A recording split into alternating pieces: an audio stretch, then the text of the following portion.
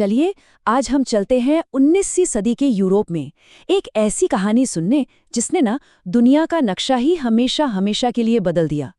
ये कहानी है कि कैसे वो पुराने साम्राज्यों की दुनिया खत्म हुई और नए मॉडर्न देश यानी नेशंस कैसे बने। और पता है इसकी शुरुआत कहाँ से हुई? एक आर्टिस्ट के बहुत ही खूबसूरत पर उतना ही क्रांतिकारी एक सपने से। सोचिए जरा, एक ऐसी दुनिया के बारे में जहां देशों के बीच जो बॉर्डर हैं वो दीवारें न होकर पुल हों, जहां अलग अलग देश एक दूसरे से लड़ने की बजाय एक बड़े परिवार की तरह रहें। सुनने में कितना अच्छा लगता है ना। खैर, 19वीं सदी के बीच में ठीक यही सपना देखा गया था, एक बहुत ही पावरफुल और कह सकते हैं एक आइडियलिस्टिक सपना। और ये सपना देखा था एक फ्रेंच आर्टिस्ट ने जिनका नाम था फ्रेडरिक सोरियो। साल था 1848, जब उन्होंने एक ऐसी दुनिया की तस्वीर बनाई जो लोकतांत्रिक और सामाजिक गणराज्यों से बनी हो। मतलब एक ऐसी दुनिया जहां देशों के बीच कोई दुश्मनी न हो, बल्कि एक तरह का भाईचारा हो, एक पैक्ट हो। सच कहूं तो उस जमाने के हिसाब से ये एक बहुत ही रैडिकल आइडिया था। तो सोरियो ने अपने सपने को कैनवस पर उतारा कैसे, ये देखना ना बड़ा मजेदार है। उनकी जो फेमस पेंटिंग है उसमें आप देखेंगे कि सारे देशों के लोग एक लंबी लाइन में चल रहे हैं और किधर जा रहे हैं? स्टैच्यू ऑफ लिबर्टी की तरफ। हर देश की अपनी एक अलग पहचान है। देखिए, उनके झंडे अलग हैं, उनके कपड़े, उनकी पोशाकें अलग हैं। और इस जुलूस में सबसे आगे कौन है? अमेरिका और स्विट्जरलैंड, क्योंकि वो तब तक रिपब्लिक बन चुके थे। अच्छा, एक और चीज, जरा पेंटिंग में नीचे जमीन की तरफ देखिए, क्या दिख रहा है? राजाओं के टूटे हुए ताज और जंजीरें बिखरी पड़ी हैं। ये सिंबल है इस बात का कि अब तानाशाही यानी एब्सोल्यूट मोनार्की का दौर खत्म। लेकिन देखिए, सपने तो सपने होते हैं, वो अपने आप तो सच नहीं होते ना, है ना? उन्हें हकीकत बनाने के लिए एक चिंगारी चाहिए होती है। और पूरे यूरोप के लिए वो चिंगारी थी एक क्रांति, एक ऐसी क्रांति जिसने दुनिया को हमेशा के लिए बदल दिया। और ये चिंगारी भड़की कहाँ? फ्रांस में। इसकी जड़ें हमें मिलती हैं 1789 की फ्रांसीसी क्रांति में। सोचिए, इतिहास में पहली बार ये आइडिया सामने आया कि एक देश का मतलब राजा नहीं बल्कि उस देश के नागरिक होते हैं। पावर जो है वो राजा के हाथ से निकलकर आम लोगों के हाथ में आ गई। फिर क्रांतिकारियों ने मिलकर एक नई फ्रेंच पहचान बनाई, एक नया झंडा ट्राई कलर, एक राष्ट्रगान और सबसे जरूरी, सबके लिए एक जैसे कानून। और फिर एंट्री होती है नेपोलियन की, जिसने अपनी सेनाओं के साथ इन क्रांतिकारी आइडियाज को पूरे यूरोप में फैला दिया। तो इन सभी बदलावों के सेंटर में एक बहुत ही पावरफुल फीलिंग काम कर रही थी, और वो थी राष्ट्रवाद यानी नेशनलिज्म। अब सवाल उठता है कि ये राष्ट्रवाद है क्या? आसान भाषा में कहें तो ये एक अपनेपन की भावना है, एक कलेक्टिव आइडेंटिटी की फीलिंग है जो एक जैसी कल्चर, भाषा या हिस्ट्री की वजह से आती है। इसे ऐसे समझिए, जब लोग अपने देश का झंडा देखते हैं या नेशनल एंथम सुनते हैं तो जो एक गर्व की फीलिंग आती है ना, बस वही राष्ट्रवाद की ताकत का एक छोटा सा नमूना है। पर जैसा कि होता है, इतना बड़ा बदलाव भला आसान कैसे हो सकता था? जैसे ही नेशनलिज्म की ये नई लहर उठने लगी, यूरोप की जो पुरानी ताकतें थी, मतलब राजा महाराजा सम्राट, उन्होंने इसे कुचलने की पूरी कोशिश की। और बस यहीं से शुरू हुआ टकराव का एक बहुत लंबा दौर। ये टकराव था 19वीं सदी के दो सबसे बड़े आइडियाज के बीच। एक तरफ थे कंजर्वेटिव्स या कह लें रूढ़िवादी। इन्हें लीड कर रहे थे ऑस्ट्रिया के ड्यूक मेटरनिक जैसे लोग। ये क्या चाहते थे? ये चाहते थे कि पुरानी राजशाही बनी रहे, समाज में जो ऊंच नीच है वो बनी रहे। और दूसरी तरफ थे लिबरल्स और नेशनलिस्ट्स। ये लोग मांग कर रहे थे संविधान की, बराबरी के अधिकारों की और नेशनल यूनिटी की। तो ये सिर्फ एक पॉलिटिकल लड़ाई नहीं थी, ये फ्यूचर के लिए एक लड़ाई थी। और इस वैचारिक लड़ाई का नतीजा क्या हुआ? क्रांतियों की एक के बाद एक लहरें आईं।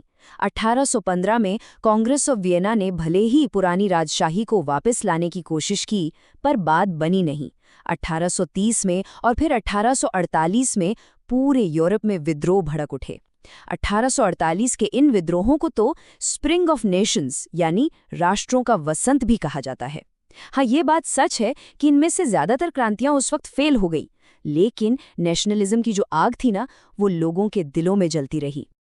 और ये आग सिर्फ सड़कों और राजनीतिक गलियारों में नहीं थी, ये आग कवियों, संगीतकारों और कलाकारों के दिलों में भी जल रही थी। रोमांटिसिज्म नाम का एक कल्चरल मूवमेंट चल रहा था, जिसने लोक कथाओं, लोकगीतों और एक कॉमन भाषा का इस्तेमाल करके लोगों के अंदर राष्ट्र की आत्मा या कह लें स्पिरिट ऑफ द नेशन को जगाने का काम किया। तो चलिए अब उस हिस्से पर आते हैं जहां ये सपना हकीकत में बदलता है, और कहानी में यहीं पर एक बहुत इंटरेस्टिंग ट्विस्ट आता है। इन नए राष्ट्रों को उन आइडियलिस्टिक क्रांतिकारियों ने नहीं बनाया जिन्होंने इसका सपना देखा था, नहीं, बल्कि इन्हें बनाया रियलिस्टिक और अक्सर बहुत क्रूर शासकों ने। सपना बहुत सुंदर था, पोएटिक था, पर हकीकत को राजनीति और युद्ध की आग में गढ़ा गया। इटली का एकीकरण इसका सबसे बढ़िया एग्जाम्पल है। इसे आप ऐसे समझ सकते हैं कि 4 मेन किरदारों ने मिलकर इसे पूरा किया। सबसे पहले जुसेप्पे मज़्ज़ीनी, जो इसकी आत्मा थे।